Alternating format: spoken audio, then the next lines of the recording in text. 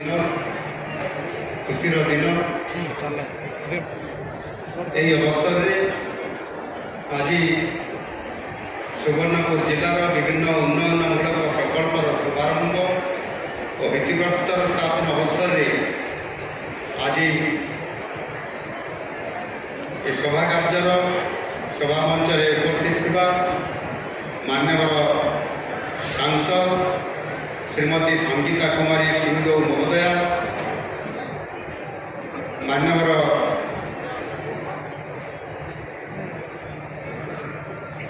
विधायक गिरिमा राजपूत श्री रघुनाथ तगदला महोदय, पूर्वतन मंत्री तथा माननीय विधायक मोरती सहयोगी बंधु सोनपुर श्री निरंजन पुजारी महोदय, माननीय विधायक कंटाबांजी श्रीयुक्त लक्ष्मणबाग महोदय, माननीय विधायक कंटामाल श्रीयुक्त कणईचरण डाल महोदय, जिलापाल श्रीमती अन्या दास, सुवर्णपुर जिलार आज ये उपस्थित थिबा समस्त बुद्धिजीवी गुरुजन बड़ भाई माने एवं आदर समस्त प्रिय भाई और भौणी मैंने ये उपस्थित थिबा गणमाध्यम मोर समस्त प्रतिनिधि वृंद समस्त मोर जुहार। आज शुभ अवसर में सुवर्णपुर आराध्य देवी माँ सुरेश्वरी, आराध्य देव बाबा सुवर्ण मेरु, श्री बलभद्र, श्री जगन्नाथ महाप्रभु और माँ सुभद्रा पाताड़ी लीला क्षेत्र पवित्र माटी को शत शत प्रणाम जनाऊँ। उपस्थित समस्त भाई भाई मानू पुणी थे आपण मानू आउ थे अनेक अनेक शुभेच्छा एवं अभिनंदन जनाऊँ। आज मत सौभाग्य प्राप्त है नुआ सरकार आसबार लोकंर सरकार लोकंर कथा लोकंर व्यथा लोकंर समस्या को निरंतर भाव शुणा एवं तार समाधान करने समाधान सूत्र बाहर कर कार्यक्रम को सफल रूप करवा ये सरकार निरंतर भाव में आपण काम कर अवसर में आज मत आपण सहित मिसवाई सुजोग मिलला। आम सरकार गोटे वर्ष पूरी ना आहरी बाकी अच्छी 5 दिन आउ 5 दिन बाकी अच्छी से अवसर में आज मु निश्चित भाव आपण सहित मिसबी एवं आपण सहित सुख दुखर साथी हेबी।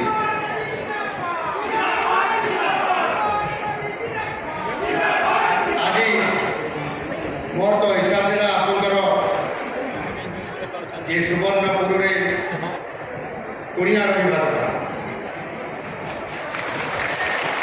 महानदी एवं तेल नदी ये जो संगम एवं ये पवित्र सुवर्णपुर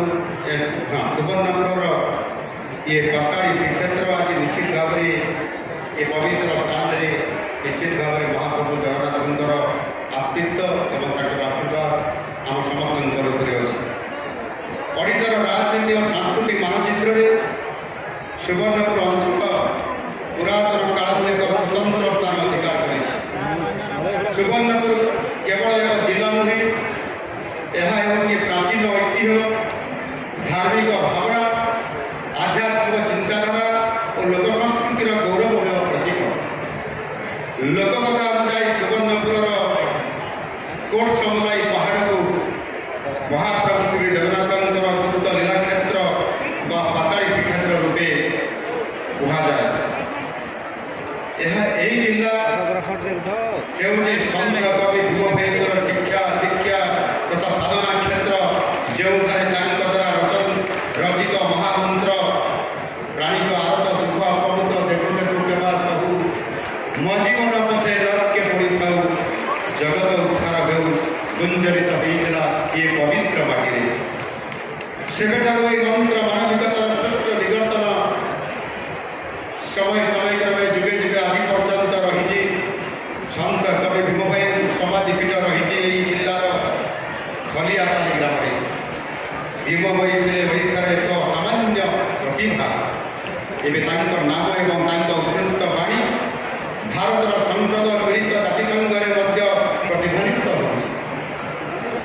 ସାହିତ୍ୟ ଇତିହାସ କଳା କ୍ଷେତ୍ରରେ ମଧ୍ୟ ଏ ମାଟି ନିଜର ଗାରିମା ପଖାଳିଛି ସାରା ରାଜ୍ୟରେ।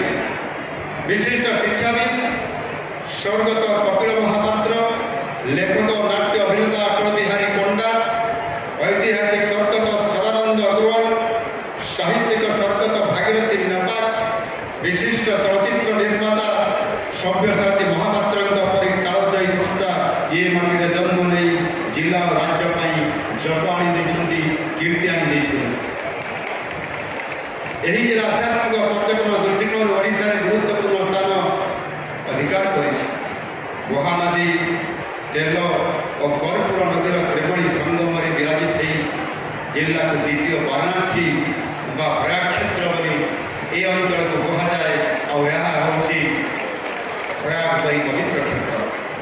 ଆହୁରି ମଧ୍ୟ ଶତାଧିକ ମନ୍ଦିର, ଅଷ୍ଟ ଶମ୍ଭୁ, ଅଷ୍ଟ ବିଷ୍ଣୁ, ପାତାଳୀ ଶ୍ରୀକ୍ଷେତ୍ର ଓ ମା ମେଟାକାନୀ ତଥା ଆପକ୍ଷ ଘାଟର ସମ୍ମିଶ୍ରଣ ଏହି ଜିଲ୍ଲାକୁ କରୁଛି ଆହୁରି ପବିତ୍ର। ସୁବର୍ଣ୍ଣପୁରର ଲୋକ ଉତ୍ସବ ମହା